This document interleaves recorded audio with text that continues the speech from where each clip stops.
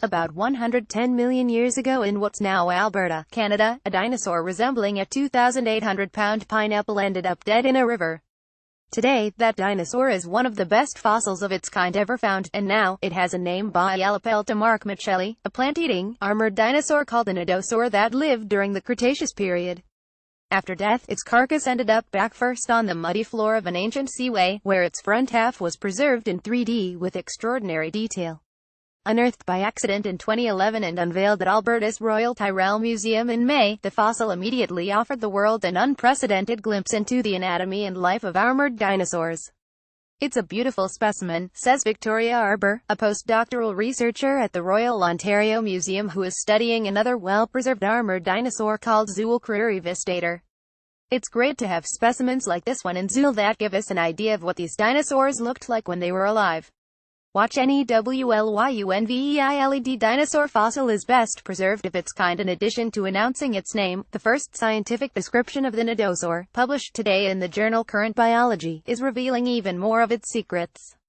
"We knew 6 years ago that this was going to be special," says Don Henderson, the Royal Tyrrell Museum's curator of dinosaurs. "I don't think we realized how special it was. It's been a long road for Bialopelta." The creature's subterranean isolation came to an end on March 21, 2011, when heavy equipment operator Sean Funk stumbled on the fossil in an oil sands mine in northern Alberta operated by energy company Suncor. Get an exclusive illustrated look at how the dinosaur fossilized. The fossil then traveled to the Royal Tyrrell Museum's preparation lab, where technician Mark Mitchell painstakingly chipped away the surrounding rock, a feat that took him more than 7,000 hours over nearly 6 years. The skull alone took some 8 months to extricate. Were it not for his commitment, Bialopelta probably would have never come to light, says Caleb Brown, a postdoctoral researcher at the Royal Tyrrell Museum and the new study's lead author. "It's an extreme amount of effort. The preparators are often the unsung heroes. All that work has been matched with an extraordinary honor. The new study confirms that the dinosaur represents a newfound genus and species, and its formal name translates to Mark Mitchell's Northern Shield, a nod to the fossil's liberator, its impeccably preserved armor, and the location where it had been entombed. I was very excited when I found out its name," says Mitchell. "I put my hands up in the air and cheered." Royal Tyrrell Museum technician Mark Mitchell slowly frees the nidosaur's foot and scaly footpad from the surrounding rock. Mitchell's careful work will preserve for years to come the animal's enigmatic features. Photograph by Robert Clark. The study's most provocative claim involves the nidosaur's potential coloration, which the study authors say is preserved in a blackish coating that covers much of the dinosaur's exterior.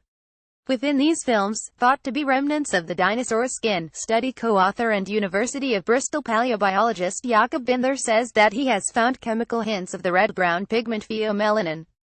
Importantly, Binder and his colleagues didn't find signs of the pigment everywhere on the animal. After sampling along cross-sections of the fossil, Binder says that its underbelly appears to have lacked pheomelanin, which would have made that part of the animal lighter in color. While some animals have dark backs and light bellies to help regulate body temperature, others have the patterning as a form of camouflage. Called countershading, this two-tone look flattens an animal's appearance from afar and makes it harder for predators to spot. Paleobiologist Jakob Binder claims that the red-brown pigment pheomelanin covered much of Bialopelta except for its belly. If so, this two-tone coloration may have helped Bialopelta avoid predators. Manuel Canales, NGM, staff Patricia Healy. Art Davide Bonadonna. Sources Caleb Marshall Brown and Donald Henderson. Royal Tyrrell Museum of Paleontology. Jakob Binder. C.R. Scotis. Paleomap Project in Modern Ecosystems. Land mammals with body masses more than about a ton, such as rhinoceroses, don't need this kind of visual defense strategy to keep predators at bay. By contrast, if the hefty and well-armored Bialopelta needed countershading, its predators must have been terrifyingly effective.